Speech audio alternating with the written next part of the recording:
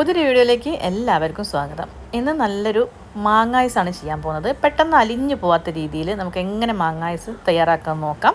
അപ്പോൾ അതിനു വേണ്ടി ഞാനിവിടെ ഒരു പാത്രത്തിലേക്ക് 1/2 കപ്പ് പഞ്ചസാര ചേർത്ത് കൊടുക്കുന്നുണ്ട്. കൂടെ തന്നെ 1 കപ്പ് വെള്ളവും. ഇതൊന്ന് ചൂടാക്കാൻ വെക്കുക. പഞ്ചസാര നന്നായിട്ടൊന്ന് അലിയണം, അത്രേ ആവശ്യം വരും.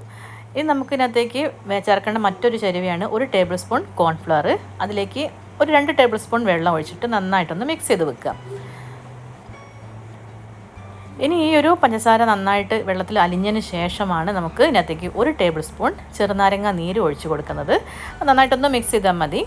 അതിനുശേഷം നമുക്ക് ഈ ഒരു കോൺഫ്ലവർ മിക്സ് ഉണ്ടല്ലോ നമ്മൾ കലക്കി വെച്ചിരിക്കുന്നത്, അത് ഇതിലേക്ക് കുറേശ്ശെ ചേർത്ത് കൊടുത്ത് നന്നായിട്ടൊന്ന് മിക്സ് ചെയ്യണം. അപ്പോൾ ഇളക്കിക്കൊണ്ടേ ഇരിക്കണേ, അല്ലെങ്കിൽ കട്ട കിട്ടും. അപ്പോൾ കണ്ടില്ലേ, ഈ ഒരു തിക്നെസ്സിലാണ് നമുക്ക് ഈ ഒരു സംഭവം വേണ്ടത്. അപ്പോൾ ഞാൻ തീ ഓഫ് ചെയ്തു. നമുക്കതിന് തണുക്കാൻ വേണ്ടി മാറ്റി വെക്കണം. നന്നായിട്ട് തണുക്കണം കേട്ടോ. അപ്പോൾ അതിന് വേണ്ടി മാറ്റി വെക്കാം. ഞാനിവിടെ മാംഗോ പൾപ്പ് എടുത്തിട്ടുണ്ട്. ഇത് മാങ്ങ മിക്സിയിലിട്ട് അടിച്ചിട്ട് നന്നായിട്ട് അരിച്ചെടുക്കണം. ഒട്ടും അതിൻ്റെ നാരൊന്നും പാടില്ല.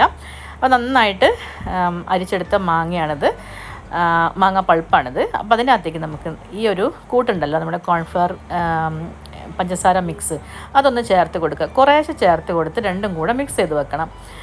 ഇതിൽ മാങ്ങയുടെ മധുരം നമ്മൾ എപ്പോഴൊന്ന് ശ്രദ്ധിക്കണം.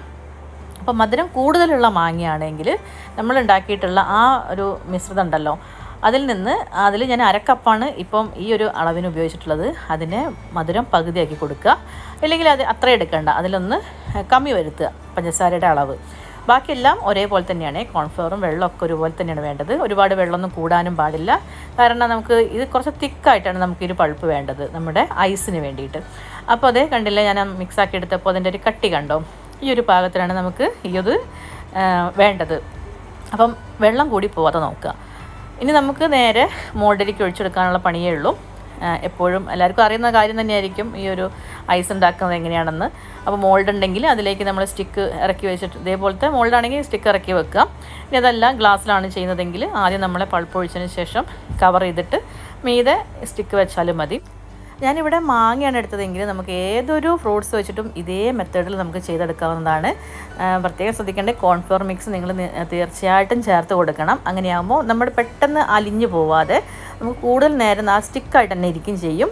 മധുരം എല്ലാ ഭാഗത്തും ഒരേപോലെ കിട്ടുകയും ചെയ്യും.